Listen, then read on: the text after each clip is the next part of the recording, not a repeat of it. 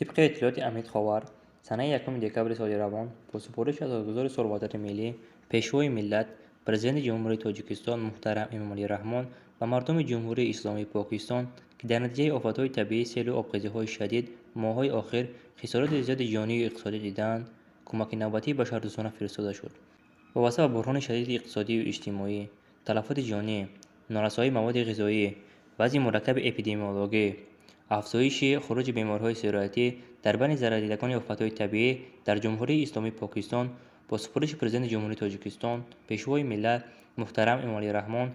و فرمایش کمیسیون دولتی حکومت جمهوری تاجیکستان اید به حالتهای فوق‌العاده قبول گردیده در اساس آن به مردم جمهوری اسلامی پاکستان کمک بشردوستانه جدا کرده شد.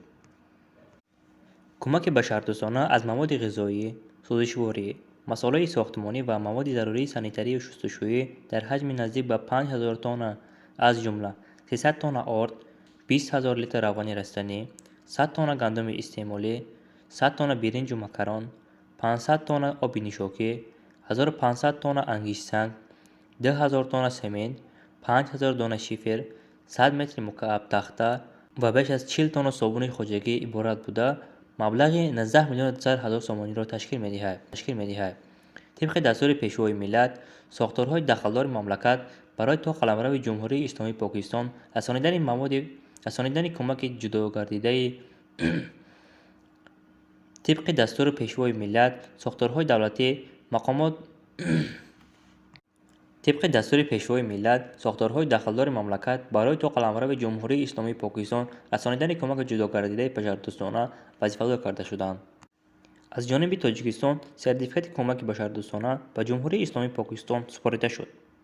خاطررسان می‌شویم که ماه سپتامبر سال روان نیز با سپارش پرزیدنت جمهوری تاجیکستان پیشوای ملت محترم امامعلی رحمان و مردم از آفت‌های طبیعی ضرردیده جمهوری اسلامی پاکستان کمک بشردوستانه عبارت از 500 تن آرد، 500 تن آب نشاکی، 100 تن انگشت سنگ، 1000 تن سمنت و 10000 دانه شیفر در مجموع بیش از 3000 تن به مبلغ 12,200,000 سومانی دسترس کرده شده بود.